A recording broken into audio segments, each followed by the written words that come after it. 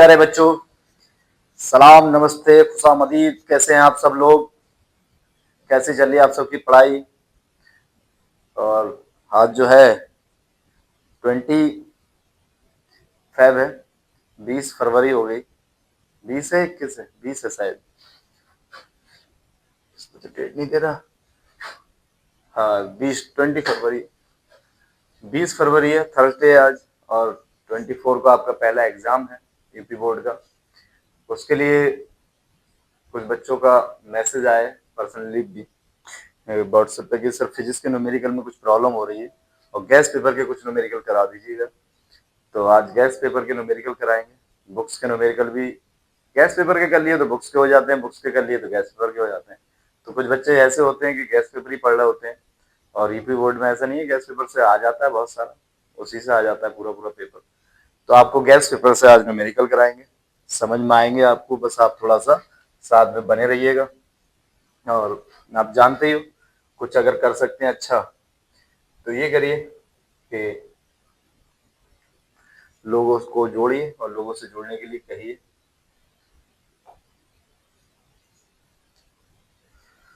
अगर ऐसा करते हैं आप लोग तो अच्छा है। बाकी चलिए न्यूमेरिकल उठाते हैं थोड़े से, और 2-3 बार में, 2-3 वीडियोस में सारे न्यूमेरिकल हो जाएंगे, यानी कल परसों तक आपके सारे न्यूमेरिकल कल तक करा देंगे। और आप लोग क्या करिए कि कोशिश करिएगा कि बहुत अच्छे से, ये ऑप्शन का क्वेश्चन होगा क्योंकि पहला है, तो एक तरफ से न्यूमेरिकल उठा लिए गैस पेपर के। कह रहा है 20 सेंटीमीटर फोकस दूरी वाले, कितने सेंटीमीटर? 20 सेंटीमीटर फोकस दूरी वाले उत्तल दर्पण के सामने 20 सेंटीमीटर की दूरी पर एक वस्तु का प्रतिबिंब बनता है।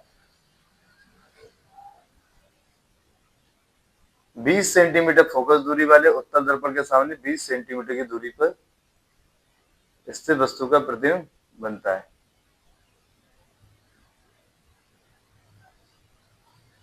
यह 10 सेंटीमीटर फोकस दूरी होगी, कितनी होगी?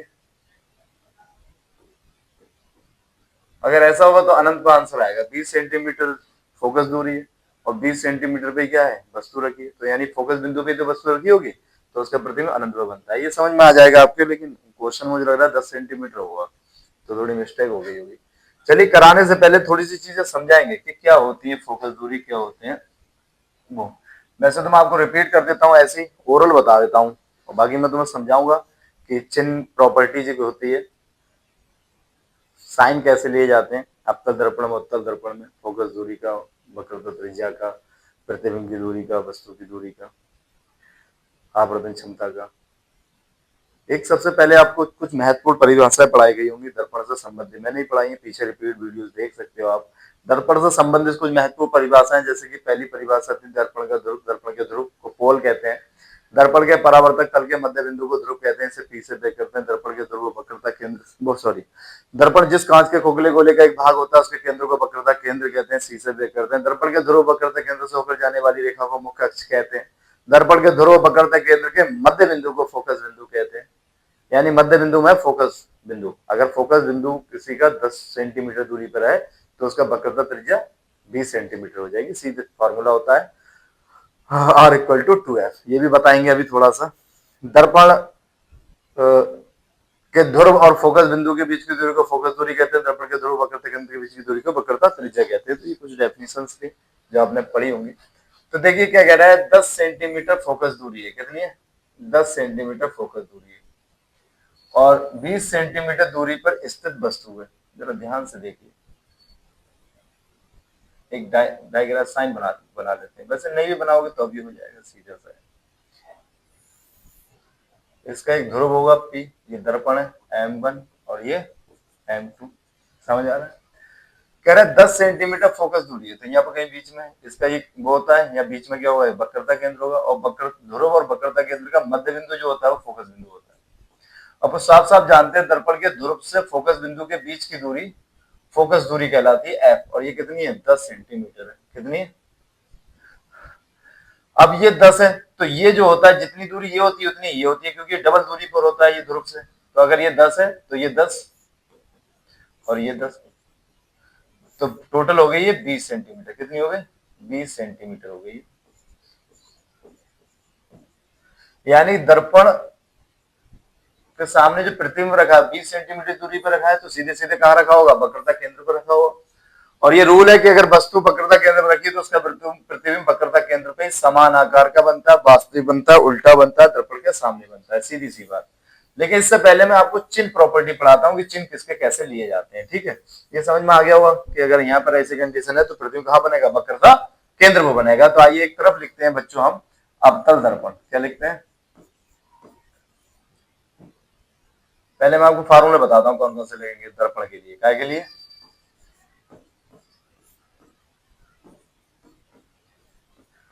कोई भी दर्पण हो, अवतल हो या उत्तल हो, सेम फार्मूले लगेंगे। फार्मूला में कोई बदलाव नहीं होगा, बस बदलाव होता है चिन्हों का, कि अवतल में कैसे चिन्ह लिए जाते हैं और उत्तल में कैसे लिए जाते हैं। तो आइए समझाते हैं, बात करते हैं आपसे अवतल दर्पण, सॉरी दर्पण के लिए, mirror for mirror, formulas for mirror. हम मिरर के लिए फार्मूला पढ़ रहे हैं। पहला फार्मूला लगता है फोकस दूरी के लिए, इसे बोलते हैं फोकस दूरी के लिए फार्मूला 1/f बराबर 1/v प्लस 1/u, ये होता है। एक लगता है m बराबर I/o या -b/u, याद रखेंगे। एक लगता है r = 2f। बस ये तीन फार्मूला, इससे ज्यादा कोई फार्मूला नहीं होता है। मैं बता देता हूं, याद रखना है कौन सी चीज कहाँ क्या होगी। जहां u जो है वो वस्तु की दूरी है, और सारी दूरियां दर्पण से नापी जाती हैं या दर्पण के ध्रुव से। अभी बनाया था एक दर्पण, उसका ये क्या होता है, ध्रुव होता है। तो दर्पण के ध्रुव से मापी जाएंगे। दर्पण से किससे कह दो, दर्पण से कह दो या दर्पण के ध्रुव से कह दो। लेकिन क्वेश्चन में आपको दर्पण से दी होगी हमेशा दूरियां, दर्पण से ये दूरी, दर्पण से वो दूरी, ध्रुव का जिक्र नहीं करते ज्यादा। तो दर्पण से वस्तु की दूरी, कौन सी दूरी,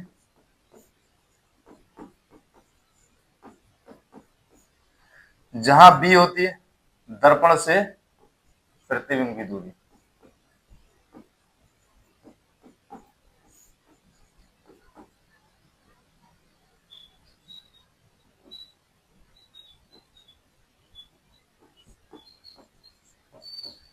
आज मेरे सर में बहुत तेज दर्द हो रहा है, लेकिन आपको पढ़ाया जाएगा, फिर भी आप थोड़ा ध्यान से समझिए। बी दर्पण से प्रतिबिंब की दूरी, एफ दर्पण से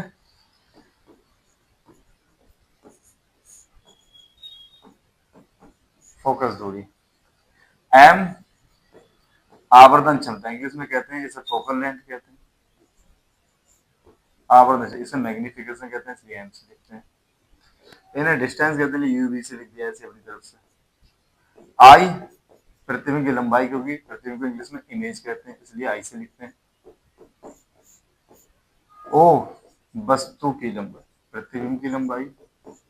देखिए दूरी है कि वस्तु कितनी दूरी पर रखी है, और वस्तु कितनी लंबी है, छोटी है, बड़ी है, ये आई होता है, वो होता है। उसका प्रतिबिंब कितना लंबा छोटा बनना है, वो आई होगा।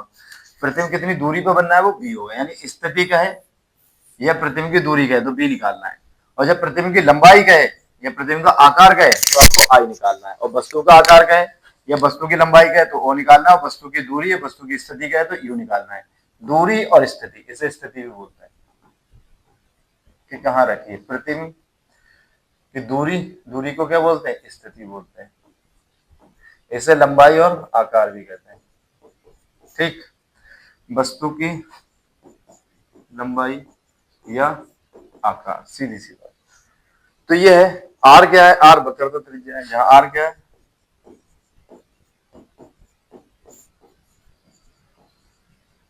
वक्रता त्रिज्या।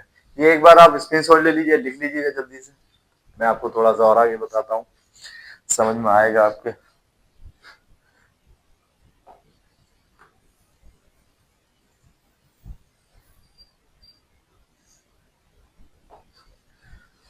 तो क्वेश्चन करते हैं, समझ में आ गया कि फार्मूले क्या थे। अब लेते हैं हम दो तरह के दर्पण होंगे, एक होगा अवतल दर्पण और एक होता, अभी लेंस के भी बता देंगे साथ में। बस लेंस में क्या फर्क होता है, जहां दर्पण में प्लस था 1/f बराबर 1/v प्लस 1/u, वहां पर लेंस में माइनस हो जाता है। बस बाकी सारे फार्मूले सेम ही रहते हैं, एम का हो चाहे एफ का हो, सारे के सारे फार्मूले कराने वाले हैं सेम रहे। अवतल दर्पण और उत्तल दर्पण क्या होता है, देखिए समझिए। अवतल दर्पण में चाहे यू हो अवतल दर्पण में दो तरह के प्रतिबिंब बनेंगे। उत्तल में केवल एक ही कंडीशंस बनती है, ठीक है। मैं आपको समझा दूंगा अभी प्रतिबिंब बना के भी। थोड़ा सा आप लेक्चर ले लीजिए, न्यूमेरिकल भी भले ही कम हो, लेकिन आप समझिए चीजों को। बहुत बेसिक चीजें समझा रहा हूँ, बहुत माइंड में रहेंगी, तो आपको न्यूमेरिकल में कभी कोई परेशानी नहीं आएगी 12th में भी।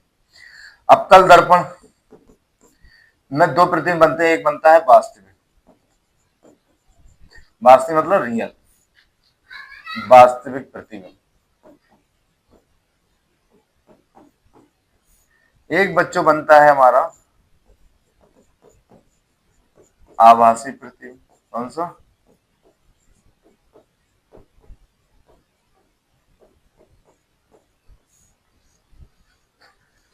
इसे रियल इमेज कहते हैं, इसे वर्चुअल इमेज कहते हैं, वर्चुअल, ठीक है। उत्तल दर्पण में देख लीजिए, उत्तल दर्पण में एक ही बनता है और आभासी बनता है। क्या बनता है?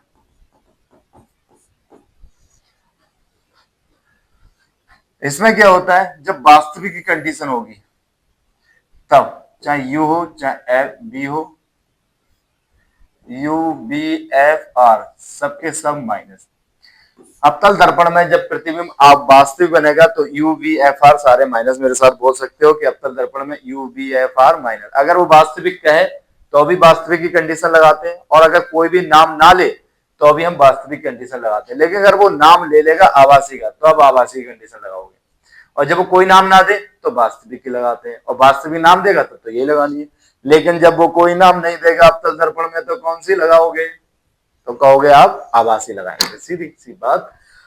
अगर वो कहता है कोई बात नहीं कहता है, यानी कि वास्तविक कहता है या कुछ भी नाम नहीं लेता है, तो यू वी एफ आर सारे के सारे माइनस।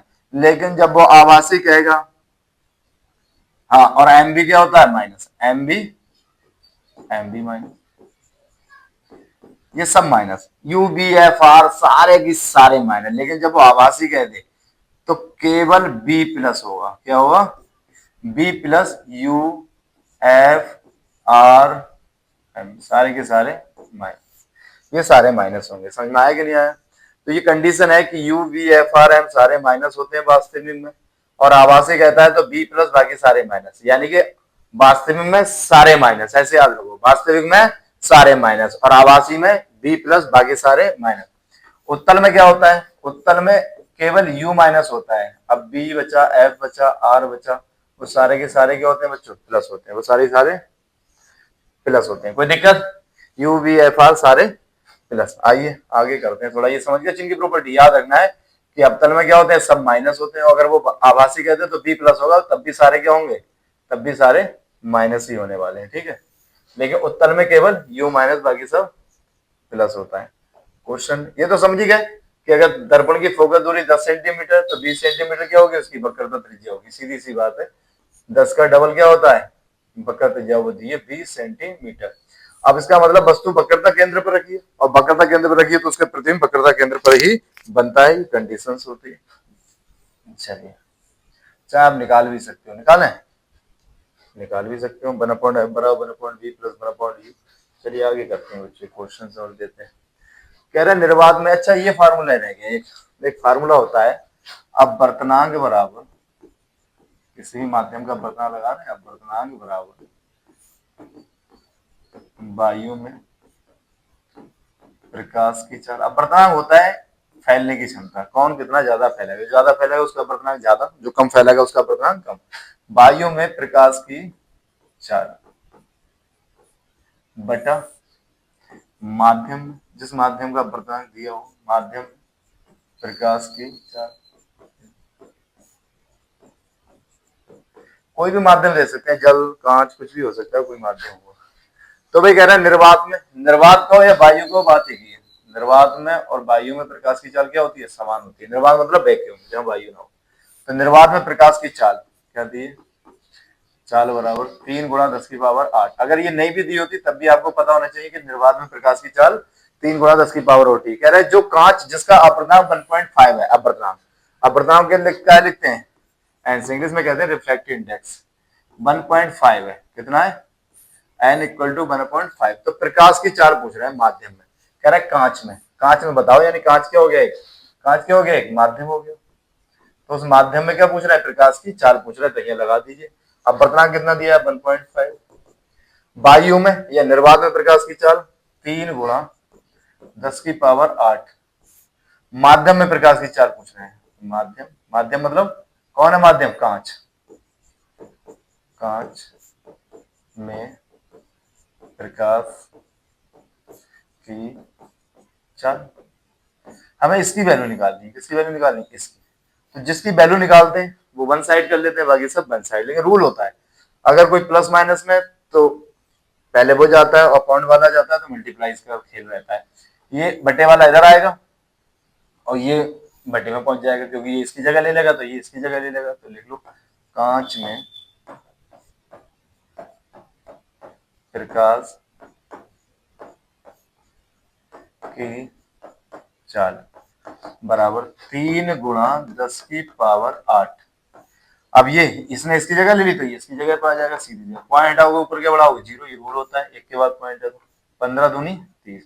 तो ये आ गया आंसर 2 गुणा 10 की पावर 8 मीटर प्रति सेकंड। अतः करके लिख दो, अतः कांच में प्रकाश की चाल ऐसे लिख दो, अतः कांच में प्रकाश की चाल 2 गुणा 10 की पावर 8 मीटर प्रति सेकंड होगी। बढ़िया समझ में आया होगा, नहीं आया कुछ तो बताएं आप। अगला, एक लेंस की क्षमता। अरे यार पता नहीं क्यों फार्मूले रह जा रहे हैं बच्चों। अब ये लास्ट फार्मूला है, इसके अलावा और कोई फार्मूला नहीं। फार्मूला होता है 1/f। लेंस की क्षमता को पी कहते हैं। लेंस की क्षमता को क्या लिखते हैं? पी से लिखते हैं, यानी फोकस दूरी के व्युत्क्रम को लेंस की क्षमता कहते हैं। डेफिनेशन होती है, फार्मूला होता है 1/f। जब f मीटर में दिया हो तो ये वाला लगाते हैं, और अगर f सेंटीमीटर में दिया है तो ये लगाते हैं f जब सेंटीमीटर में दिया हो।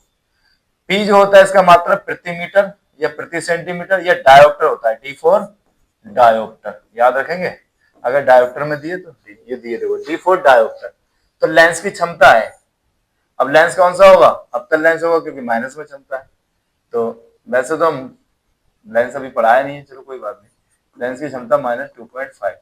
याद रखिए, जिसकी क्षमता माइनस में होगी उसकी फोकस दूरी भी माइनस में होगी, और जिसकी क्षमता प्लस में होगी उसकी फोकस दूरी भी प्लस में होगी। सीधी सी बात, अगर क्षमता प्लस तो फोकस दूरी प्लस, या फोकस दूरी प्लस तो क्षमता प्लस, और अगर क्षमता माइनस तो फोकस दूरी माइनस। कुछ नहीं होता है। अब क्या करना है, लेंस की फोकस दूरी हमें प्रकृति ज्ञात करिए। तो आपका मर्जी, आप मीटर में निकालोगे। अब इसमें तो कहीं नहीं उसने मीटर में निकालो तो ये वाला फार्मूला लगाओगे, सेंटीमीटर में निकालो तो सेंटीमीटर में लगा लो। मुझे लग रहा है ये ज्यादा सही रहेगा, तो आराम से पूरा कट जाएगा, पॉइंट है। तो फार्मूला होता है P बराबर 100/f, क्या है सेंटीमीटर। P की वैल्यू दी है -2.5, या थोड़ा सा मॉडिफाई कर लीजिए, F इधर आ जाएगा बच्चों। F कहाँ जाएगा? इधर। अब सेंटीमीटर लिखने की बात थोड़ी, बार बार मैंने लिख दिया है, खाली सूत्र है 100। अब P इधर पहुंच जाए, F ने इसकी जगह ले ली तो P इसकी जगह ले लेगा। 100/P। P की वैल्यू कितनी है? -2.5। डायोप्टर लगाने की जरूरत नहीं है, क्योंकि मात्रक लगाओ तो लगाओ, वरना कोई दिक्कत नहीं है। पॉइंट आओगे क्या बढ़ाओगे? 0 बढ़ाओगे। 25 चौका 100, ये 0 ऐसे की 40, और ये माइनस ऐसे की ऐसे रहेगा। ये वाला माइनस थोड़ा खत्म हो जाएगा, सेंटीमीटर। इससे ये पता लगता है कि फोकस दूरी ये अवतल लेंस की है। किसकी? अवतल लेंस की। जो दर्पण की चिन्ह प्रॉपर्टी होती है भाई लेंसेज की होती है, बस खाली फार्मूले बदला होता है, ये फार्मूला चेंज होता है बस। बाकी सारे फार्मूले भी क्या होते हैं भाई? भैया दर्पण में प्लस होता है और लेंस में क्या हो जाता है? यहाँ माइनस हो जाता है, बस इतना सा होता है, बाकी कुछ नहीं होता है। अब याद रखिए, फोकस दूरी किसकी माइनस होती है? अवतल की, चाहे वो अवतल दर्पण हो चाहे वो अवतल लेंस हो। समझ में आ गया हो? आगे करते हैं। कह रहा है 1 मीटर फोकस दूरी के उत्तल लेंस की क्षमता होगी। 1 मीटर फोकस दूरी कितनी है? यानी फोकस दूरी इक्वल टू 1 मीटर। लेंस की क्षमता पूछ रहे हैं, P बराबर चमचा। फार्मूला लगाओ, P बराबर 1/f, जब क्या में दिया हो मीटर। 1/f, f की वैल्यू कितनी है? उत्तल लेंस है, उत्तल लेंस है तो ये कैसी होगी? प्लस की होगी, कोई फर्क नहीं पड़ता। 1/1 डायोप्टर कैसी आएगी? प्लस की। ये जरूर लगाते हैं इसके आगे, क्षमता के आगे प्लस माइनस, ठीक है। तो 1 डायोप्टर होती है, कितनी होती है? 1 डायोप्टर। अतः करके लिख दो, अतः उत्तल लेंस की क्षमता।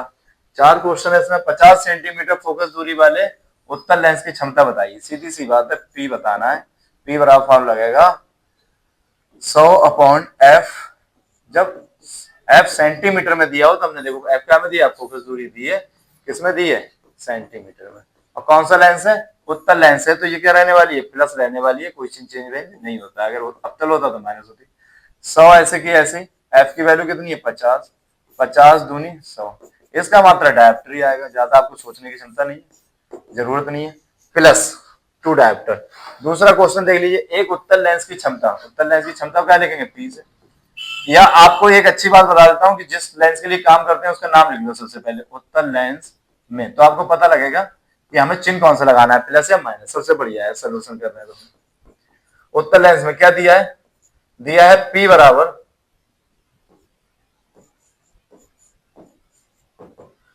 बराबर दिया है, लेंस की क्षमता क्या लिखते हैं, P से, 5 डायप्टर, क्या में आएगी, प्लस में, क्योंकि उत्तल लेंस है। इसकी फोकस दूरी बताइए, F बराबर चमचा, फार्मूला लगाएंगे, P बराबर 100/F सेंटीमीटर में। अगर सेंटीमीटर में लगाना है, निकालना है तो ये वाला लगाएंगे, और मीटर में निकालना होगी तो क्या लगाएंगे, 1/F, तो इसमें मीटर में आएगी ऑटोमेटिकली, सीधी सी बात है। समझ में आया कि नहीं आया। अब मेरे को क्या चाहिए, F, तो F इधर आ जाएगा और P इसकी जगह पहुंच जाएगा, तो ये हो गया F = 100/P। ये पूरी पूरी आ जाएगी, जब हम सेंटीमीटर लगा रहे थे। P की वैल्यू कितनी है, 5 20, तो F बराबर 20 सेंटीमीटर। अतः करके लिख दो, अतः उत्तल लेंस की फोकस दूरी 20 सेंटीमीटर होगी। अब लेंस उत्तल है तो ये प्लस आएगी ऑटोमेटिकली, सीधी सी बात है, जिसकी क्षमता प्लस उसकी फोकस दूरी भी प्लस। अगला क्वेश्चन है आपका कि -10 डायोप्टर वाले, ये खुद कर लोगे, P है ये, सीधे सीधे क्या दिया है, P बराबर -10 डायोप्टर, F निकालना है बराबर चमचा, वही फार्मूला लगाएंगे 100/F। अब फोकस दूरी, इसकी क्षमता माइनस में, तो फोकस दूरी भी कहां आएगी, माइनस में, फार्मूला लगाएंगे P बराबर 100/F सेंटीमीटर में। ये इधर आ जाएगा, इधर पहुंच जाए, 10 से 10 कट जाए, 10 आ जाएगी, इसकी फोकस दूरी आएगी 10 सेंटीमीटर। ऐसे सेम ये कर लेंगे, कोई दिक्कत नहीं है, कोशिश करिए, होते रहेंगे। 40 सेंटीमीटर फोकस दूरी वाले अवतल दर्पण की वक्रता दीजिए। ओ हो भैया, 2022 में आया है, फार्मूला है, सूत्र होता है, पहले तो देखो दिया क्या है, दिया है कौन से लेंस में, अवतल दर्पण में, यह लिख दो।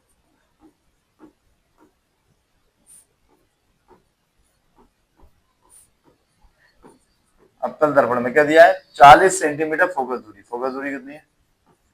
अब दर्पण है अवतल, अवतल दर्पण में F कैसा होता है, माइनस का। मैंने पहले बताया कि अवतल दर्पण में सारी चीजें माइनस होती है। पूछ क्या रहा है, वक्रता त्रिज्या, R बराबर चमचा, तो फार्मूला होता है बच्चों R = 2F। 2 से कोई निशान नहीं बीच में, तो गुणा का F, F की वैल्यू -40, प्लस माइनस माइनस, 40 दूनी 80 सेंटीमीटर। R = कितना हो गया, 80 सेंटीमीटर। अतः करके लिख दो, अतः अवतल दर्पण की वक्रता त्रिज्या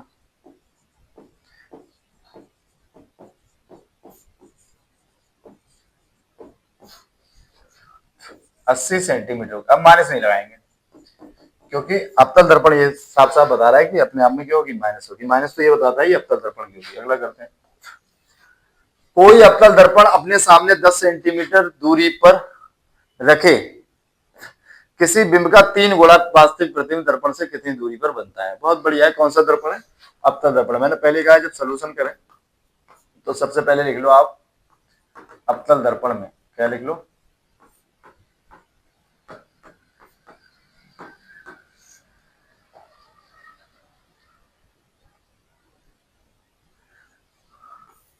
अवतल दर्पण में 10 सेंटीमीटर दूरी पर रखे बिंब, बिंब कहते हैं वस्तु को। बिंब का मतलब क्या होता है, वस्तु होता है बिंब का मतलब।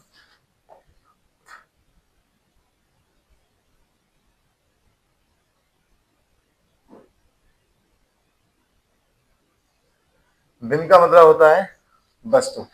तो कह रहे हैं 10 सेंटीमीटर दूरी पर रखी वस्तु, वस्तु की दूरी का लिखते हैं, यू से कितनी है, 10 सेंटीमीटर। अब हम जानते हैं कौन सा दर्पण है, अवतल दर्पण है, तो अवतल दर्पण में, अरे यार उत्तल हो चाहे अवतल हो, यू तो सब में माइनस होता है ना, अवतल में सारे ही माइनस होते हैं, बस ये फर्क होता है। लेकिन उत्तल हो चाहे अवतल हो, यू तो माइनस होगा। 3 गुना बड़ा प्रतिबिंब बनता है, m बराबर 3, लेकिन अवतल दर्पण है तो ये भी क्या होगा, माइनस होगा। वास्तविक प्रतिबिंब दर्पण से, वास्तविक बनना है तो हम क्या होगा, माइनस, और आभासी बनता है तो हम क्या हो जाता है, प्लस हो जाता है। सीधी सी बात है, वास्तविक जितने बनते हैं दर्पण के इस साइड बनते हैं, इस साइड बनती है, सारी दूरी माइनस होती है, और दर्पण के इधर बनेंगे तो आभासी बनेंगे, क्या हो जाएगा, प्लस। यानी इधर की दूरी हम प्लस लेते हैं दर्पण से, इधर की दूरी हम माइनस लेते हैं। ये भी मैं आपको समझा दूंगा, ध्यान से करके थोड़ी देर। प्रतिबिंब दर्पण से कितनी दूरी पर बनेगा, B बराबर चमचा, यानी B पूछ रहा है, तो फार्मूला होता है बच्चों M बराबर, सूत्र होता है m equal to minus b upon u बताया था। m की वैल्यू कितनी दी है -3, माइनस b की वैल्यू कितनी दी है भी निकालना है भाई। u कितना है हमारा -10, माइनस से माइनस कट गया बटे का इधर आ जाएगा, तो आंसर हो जाएगा b बराबर माइनस ऐसे की ऐसी 3 धाम 30 सेंटीमीटर। यानी कि प्रतिबिंब कैसा बनेगा, वो साफ साफ कह रहा है वास्तविक दर्पण से कितनी दूरी पर बनेगा, 3 गुना प्रतिबिंब। तो वास्तविक प्रतिबिंब बनना है, वास्तविक माइनस बता रहा है, ये माइनस बता रहा है कैसा बनना है वास्तविक, और प्लस आता तो आभासी बनता और दर्पण के पीछे बनता। तो आप लिख दो अतः दर्पण, अतः प्रतिबिंब, अतः मैं लिख देता हूं अतः प्रतिबिंब दर्पण के सामने 30 सेंटीमीटर दूरी पर वास्तविक बनेगा। और वो पहले भी कह रहा था वास्तविक बनेगा, तो आप ना भी कह दोगे ठीक नहीं है। समझ में आया कि नहीं आया बच्चों? आ गया। अगला देखो, एक उत्तल दर्पण की फोकस दूरी 10 सेंटीमीटर है। कौन सा दर्पण है? उत्तल दर्पण। तो यहाँ सबसे पहले लिख लो उत्तल दर्पण में, क्या लिख लो उत्तल दर्पण में, ये लघु उत्तरी के शुरू होंगे। उत्तल दर्पण में फोकस दूरी 10 सेंटीमीटर है। फोकस दूरी को ऐसे लिखते हैं 10 सेंटीमीटर। तो बच्चों बताओ जल्दी से, आप बता सकते हैं कि फोकस दूरी है, फोकस दूरी को प्लस लेते हैं माइनस, तो आप कहोगे कुछ भी ले सकते हैं प्लस और माइनस, लेकिन डिपेंड करता है दर्पण पर। अब ये दर्पण उत्तल है, तो उत्तल है तो ये कैसा होगी प्लस, और अगर ये अवतल होता तो फोकस दूरी हो जाती माइनस, सीधी सी बात। एक वस्तु इसकी मुख्य अक्ष पर ध्रुव से 20 सेंटीमीटर दूरी पर रखे। मैंने पहले कहा था या तो दर्पण से दूरी कहेगा या ध्रुव से कहेगा। दर्पण कहे तब भी बात भैया, ध्रुव कहे तब भी बात नहीं। दर्पण और ध्रुव बात एक ही होती है। कितनी दूरी पर वस्तु रखी है? 20 सेंटीमीटर दूरी पर रखी है। वस्तु की दूरी को यू से लिखते हैं 20 सेंटीमीटर। अब चाहे उत्तल हो चाहे अवतल हो, यू हमेशा क्या होता है बच्चों? माइनस होता है। कह रहे हैं वस्तु के प्रतिबिंब की स्थिति ज्ञात करिए। स्थिति क्या है या दूरी क्या है, बात एक ही है। मैंने अभी लिख के बताया था कि प्रतिबिंब की स्थिति क्या है या प्रतिबिंब की दूरी क्या है, बात एक ही है। प्रतिबिंब की लंबाई और प्रतिबिंब का आकार गए तो वो बात अलग होती है। प्रतिबिंब का आकार और लंबाई एक जैसी बात है, स्थिति और दूरी एक जैसी बात है। एफ दिया है, यू दिया है, बी दिया, फार्मूला लगा दो। सूत्र होता है 1/f equal to 1/v plus 1/u। 1/f, f की वैल्यू कितनी है बच्चों? 10 बराबर 1/v, v ऐसे की ऐसे प्लस 1/u, u की वैल्यू कितनी है? -20। अब आप सब जानते हैं, बच्चा बच्चा बोलेगा कि 1/10 इक्वल टू 1/v प्लस और माइनस क्या होता है बच्चों? -1/20। ये माइनस का इधर आके कितना हो जाएगा? प्लस का हो जाएगा, और प्लस ये ऐसे की 1/10 और बराबर 1/v। अब हमें इनका क्या लेना है? एलसीएम लेना है। तो एलसीएम लेने का रूल ये होता है कि नीचे वाली संख्याओं को कॉमा लगा के लिख ले। जिन लोगों को आता है वो डायरेक्ट ले लेंगे कि 20 होता है, जिन्हें नहीं आता है, कुछ होते हैं बच्चे जिन्हें एलसीएम भी लेना नहीं आता है, भूल जाते हैं या फिर उन्होंने ध्यान नहीं दिया होता, पढ़ा नहीं होता है, तो यहाँ पर हम शुरुआत करेंगे। 2 से काटना शुरू करते हैं, 1 से नहीं काटते हैं। 2 से काटते हैं कटती है संख्या, तो अगर एक भी संख्या कटेगी तो काटेंगे, उसके बाद 3 से, उसके बाद 5 से, ऐसे काटते जाते हैं जिससे भी कटती है। 2 से काटेंगे 2 धाम 10, ये 2 पंजे, अभी भी 2 से कट रही है, एक ये नहीं कट रही, लेकिन एक तो कट रही है, 2 पंजे 10, और ये 5 ऐसे के जो नहीं कटेगी वैसे उतर जाएगी, फिर 5 से कटेगी, 3 से कटेगी नहीं कटेगी, 5 से कटेगी, 5 दूनी 10 दूनी 20, तो इसका एलसीएम कितना है? 20। कुछ लोग डायरेक्ट आता है, वो डायरेक्ट नहीं, अच्छी बात है। 20 का पहाड़ा इसमें पढ़ेंगे, इस नीचे वाले का पहाड़ा पढ़ते हैं। इस 20 का पहाड़ा इस 20 में पढ़ेंगे, जितने बार जाएगा उसके ऊपर वाले से गुणा कर देते हैं, सीधी सी बात है। तो 20 का पहाड़ा 20 में पढ़िए तो कहेंगे 20 एकम 20, यानी एक बार गया और 1 की गुणा 1 से करो, 1 एकम 1। अगर 1 की गुणा 1 से करेंगे तो कितना आएगा? 1 प्लस है। तो अब इस 10 का पहाड़ा पढ़ो, जब तक 20 ना आ जाए जब तक पढ़ो। 10 एकम 10, 10 दूनी 20, ओ ये लियो 2 बार गया। इस 2 की गुणा किससे होगी? 1 से। इस 2 की गुणा करेंगे 1 से, 2 एकम 2 बराबर 1/20। आपको नहीं लिखना है इसे, खाली मैं बता रहा हूं समझाने के। 2 और 1 3 बटे 20 बराबर 1/20। उलट दो, इसे उल्टेंगे b/a, घुमा के लिखते हैं तब भी प्लस लगा देंगे, उलट दिया b/। जब इसे उल्टा है तो ये क्या हमारा रिश्तेदार है, और रिश्तेदार होता तो और उल्टेंगे, सीधी सी बात। 20/3, इसे काटा पीटी कर लेंगे, 3 से काटेंगे 6 6 6 ऐसे, या मान लो 6 4 लगातार, तो 6 को क्या बना दो 7, तो ये आ गया 6.67 सेंटीमीटर। और पॉइंट में एक है, उसकी कोई वैल्यू नहीं होती।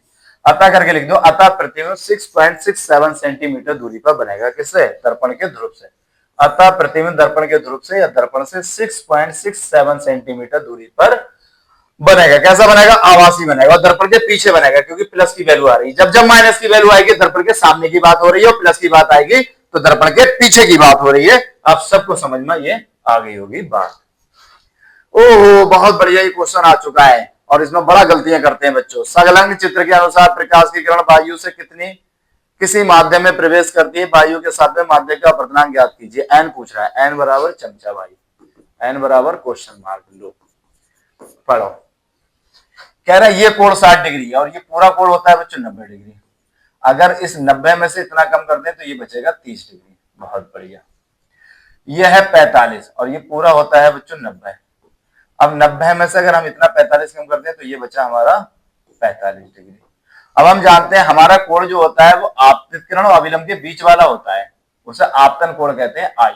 तो आई बराबर हो गया बच्चों 90 माइनस 90 में से कितना घटाया था 60 और 90 में 60 घटाया कितना आया 30 डिग्री।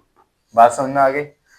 अब यहाँ पर चाहिए हमें आर, आर भी वही होता है अभिलंब और अपवर्तित किरण। देखिए ये आपतित किरण है और ये जो मुड़ रही है वो अपवर्तित किरण है, आपने टॉपिक में पढ़ा होगा आर। तो आर बराबर होता है 90 में से क्या घटा रहा है बाहर वाला 45, तो अंदर का मिला 45, क्योंकि ये वाला कोण चाहिए होता है जो अभिलंब और अपवर्तित किरण के बीच का है, आपतित किरण और अभिलंब के बीच का, इससे हमें कोई मतलब नहीं होता है। तो ये 45 आ गया, आर आई इतना आ गया। इत्तेफाक है कि ये भी 45 है, वही 45 है, लगा दो, तुक्का तो लग जाए, वरना निकालना पड़ता है। देखो इसका लगाया नहीं आया, तो फार्मूला होता है एक एन बराबर स्नेल के नियम से। कौन से नियम से?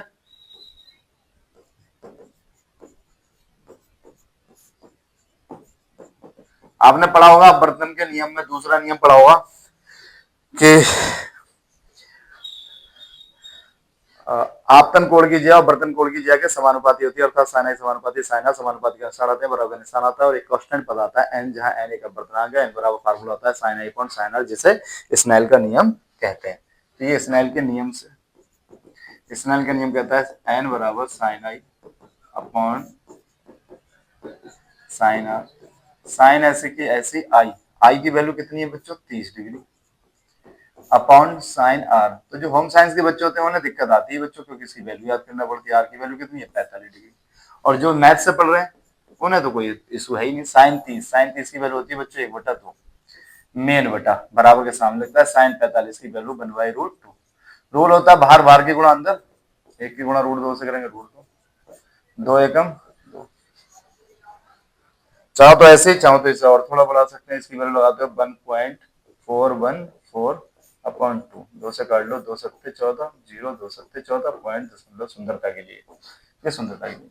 तो एन बराबर आ गया 0.707 और चाहो तो आप आंसर यहीं पे छोड़ सकते हो ऐसे, ये भी आंसर आया कि नहीं आया समझ में? बस आपको याद रखना पड़ेगा कोण इधर दिया और चाहिए कौन सा वाला होता है, ये वाला। कोण इधर दिया है, चाहिए कौन सा होता है, ये वाला। तो सीधी सी बात है 90 में से इधर का घटा दो और 90 में से इधर घटा दो, तो आपको कोण मिल जाते हैं, क्योंकि पूरा कोण 90 का होता है। अगला देखिए, कह रहा वायु में प्रकाश की चाल 3 × 10⁸ मीटर प्रति सेकंड है, उस माध्यम में प्रकाश की चाल ज्ञात कीजिए जिसका वायु के सापेक्ष अपवर्तनांक 1.5 है। तो इसमें दिया क्या है, दिया है, या मैं डायरेक्ट कर देता हूं, डायरेक्ट कर दूं, आप लिख तो लोगे ही दिया है क्या है। हम जानते हैं अपवर्तनांक बराबर माध्यम का अपवर्तनांक बराबर एन बराबर, अपवर्तनांक क्या लिखते हैं एन से। वायु में या निर्वात में कुछ भी हो सकता है, प्रकाश की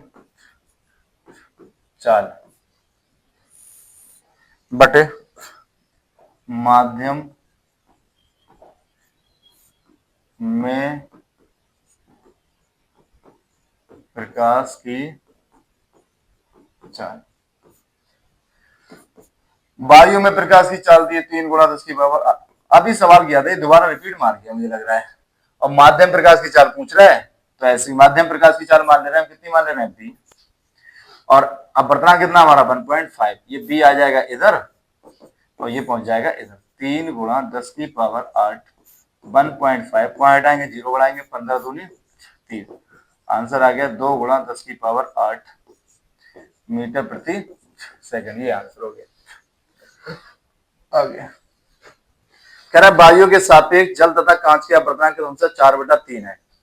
वायु के सापेक्ष, जिसके सापेक्ष होते हैं, अपवर्तनांक दिया है एन बराबर, एन से लिखते हैं, लेकिन वायु के सापेक्ष है तो वायु को इंग्लिश में एयर कहते हैं, ए से लिख लेते हैं। जिसके सापेक्ष होता है उसे पहले लिखते हैं, और जिसका होता है किसका, जल का, तो उसे बाद में लिखेंगे ऐसे। ए एंड डब्ल्यू, जैसे पहले के सापेक्ष दूसरे का, तो आपने पढ़ा हुआ सापेक्ष अपर्तनांक, जब प्रकाश एक माध्यम से किसी अन्य माध्यम में जाता है तो पहले के सापेक्ष दूसरे का सापेक्ष, हाँ, जब प्रकाश किसी एक माध्यम से दूसरे माध्यम में जाता है वायु से, उसका अपवर्तन किसी अन्य माध्यम में होता है तो sine i upon sine r को पहले के सापेक्ष दूसरे का सापेक्ष अपवर्तनांक कहते हैं। पहले के सापेक्ष दूसरे का सापेक्ष, पहले के दूसरे का। तो ए एंड डब्ल्यू बराबर कितना है, 4/3। अब कह रहे हैं कांच का भी अपवर्तनांक दिया है, कांच का अपवर्तनांक क्या लिखेंगे, एन जी से, किसका सापेक्ष है, इसका भी वायु के सापेक्ष। कितना दिया है, 3/2। सवाल को समझना पड़ेगा, कांच के सापेक्ष पूछ रहा है अपवर्तनांक, जल का, किसका पूछ रहा है, जल का। अपवर्तनांक को लिखते हैं बच्चों एन से, जिसका पूछता है उसे लिखते हैं बाद में, यानी जिसका दिया है पूछता है। देखो अगर दिया है तो भी बाद में लिखेंगे, पूछ रहा है तब भी बाद में लिखेंगे, जिसके सापेक्ष होता है उसे पहले लिखते हैं। किसके सापेक्ष पूछ रहा है, कांच के, तो इसे लिखेंगे। अब ये फार्मूला याद रखो, ये पूछ रहा है तो आप याद रखेंगे 1n2 अगर हो तो ये वाला पहले आएगा n2 और ये वाला कहां आएगा, नीचे, यानी इसका मतलब पहले के सापेक्ष दूसरे का, तो जिसका हो पूछ रहा है उसका ऊपर आएगा, जिसका सापेक्ष हो उसका नीचे आएगा। तो सीधी सी बात है, देखो एक बार फिर से लिख देते हैं 1n2, तो कौन लिखा है बाद में, n2 ऊपर आएगा, n1 नीचे आएगा। अब यहाँ बनता है नहीं, कौन है, जी, और इसकी जगह कौन है, डब्ल्यू, बोलो बोलो डब्ल्यू, और यहाँ कौन आएगा, अब डब्ल्यू बाद में लिखा है तो ऊपर कौन आएगा, डब्ल्यू, और नीचे कौन आएगा, कांच आएगा पहले वाला। और दोनों का अपवर्तनांक किसके सापेक्ष दिया, वायु के, तो ऑटोमेटिक लगा दो। कितना बढ़िया है, मजा आया कि नहीं आया। ए एंड डब्ल्यू की वैल्यू लगा दो, कितनी है, 4/3। ए बटा है तो बटा बराबर सामने, ए एन जी की वैल्यू 3/2, बाहर के गुणा अंदर, 4 दूनी 8, पहले बाहर की गुणा होती है फिर 3 3 9, ये क्या हो गया आंसर। आ गया समझ में, अरे मजा आ गया होगा, मजा, कोई दिक्कत नहीं है। अगला देख लो, प्रकाश के परावर्तन के नियम लिखिए। प्रकाश के परावर्तन के नियम आप जानते हो, पहले तो प्रकाश ही जानते हो। प्रकाश क्या होता है, जब एक माध्यम से चलकर किसी दूसरे माध्यम से टकराता है, टकराकर उसी माध्यम में वापस हो जाता है, प्रकाश का परावर्तन कहलाता है। इसके दो निम्नलिखित होते हैं, आपतित परावर्तित अभिनव और आपतन बिंदु एक ही तल में स्थित होते हैं। दूसरा नियम होता है आपतन कोण और परावर्तन कोण आपस में बराबर होते हैं। तो आप लिख सकते हो कि आपतित परावर्तित अभिनव, और मेरे पीछे वीडियो देख लो उसमें मिल जाएगा। कह रहे हैं एक अवतल दर्पण से 10 सेंटीमीटर की दूरी पर, कौन सा दर्पण है, सबसे पहले मैंने कहा नाम लिख लो, आपसे गलती होगी नहीं। अवतल दर्पण में, एक अवतल दर्पण में 10 सेंटीमीटर की दूरी पर वस्तु स्थित है। वस्तु की दूरी क्या लिखते हैं, यू से, अभी बताया था। और अवतल दर्पण है तो क्या होगी, माइनस होगी। कह रहे हैं यदि दर्पण से आभासी प्रतिबिंब बने, आभासी बनना है, तो आभासी बनना है तो मैंने पहले कहा था बी, दर्पण की जो प्रतिबिंब की दूरी है वो बी से लिखते हैं, लेकिन आभासी है, कैसा है, आभासी, तो ये प्लस होगा। और अगर वास्तविक होता तो ये माइनस होता, बनता है। दर्पण की वक्रता त्रिज्या ज्ञात कीजिए, आर बराबर चमचा। आप सब जानते हैं आर निकालने के लिए बच्चों फार्मूला होता है 2f, और एफ निकलते ही आपका 2 से गुणा करोगे आर मिल जाएगा, वक्रता जगह डबल होता है। तो आपको एफ निकालना है, कुल मिला के फार्मूला लगाएंगे। एफ निकालने के लिए 1/f equal to 1/v plus 1/u। 1/b, b की वैल्यू कितनी है 20, प्लस 1/u, u की वैल्यू कितनी है -10, 1/20 प्लस माइनस 1/10। इसका एलसीएम लेंगे 20 और 10 का, मैंने अभी बताया था कि एलसीएम ऐसे करके लेते हैं, इन्हें काटते जाते हैं, ठीक है। तो इसका एलसीएम आएगा बच्चों 20। 20 का बड़ा 20 में बढ़ाओ एक बार, एक एकम एक माइनस, 10 का बड़ा 20 में दो बार, दो एकम दो। ये प्लस का और ये माइनस का, तो प्लस माइनस घटते आते उसके इसके ज्यादा किसके बच्चों, माइनस के, माइनस 1/f, इसको उलट दीजिए तो यहाँ f ऊपर हो जाएगा, एक नीचे हो जाएगा, और ये 20 ऊपर और एक नीचे, ये माइनस ऐसे की अपॉन में एक है, उसकी कोई वैल्यू नहीं होती है, -20। बहुत तेज मेरे सर में दर्द हो रहा है बच्चों, बहुत एनर्जी डाउन सी लग रही है, लेकिन मैं सोच रहा हूँ कि पढ़ाई दूं पूरा टॉपिक। बस आखिरी सवाल था ये, अब कल कुछ अगले नेक्स्ट टॉपिक में कराएंगे, ठीक है, कल मिलेंगे हम आपको। 2 गुणा f की वैल्यू कितनी है बच्चों, -20, 20 दूनी 40, और ये माइनस ऐसी की ऐसी। वक्रता त्रिज्या कितनी आ गई, 40 सेंटीमीटर। अब देख लो वक्रता त्रिज्या अवतल की है तो माइनस ही होगी, फोकस दूरी अवतल की है तो माइनस ही होगी। आभासी में हमने पहले ही बताया था कि अगर वो अवतल दर्पण कहता है तो अवतल दर्पण में सारे माइनस होते हैं, लेकिन अगर वो आभासी प्रतिबिंब कहते हैं तो बी प्लस होगा, बाकी सारी माइनस होते हैं। यू माइनस आया, एफ माइनस आया, आर माइनस, सारे माइनस आ रहे हैं, बाकी बस बी प्लस होगा। तो सीधी सी कंडीशन, उस कंडीशन को पढ़ लीजिए अगर वो पढ़ना आ गया। अभी मैं नेक्स्ट वीडियो बनाऊंगा तो फिर अगेन समझाऊंगा उस चीज को कि चिन्ह कैसे लगते हैं, सारा खेल चिन्हों का है। तो मिलते हैं आपसे, और बेस्ट ऑफ लक। पढ़ते रहिए, मुस्कुराते रहिए, हंसते रहिए और सपोर्ट करते रहिएगा। जय हिंद, जय भारत।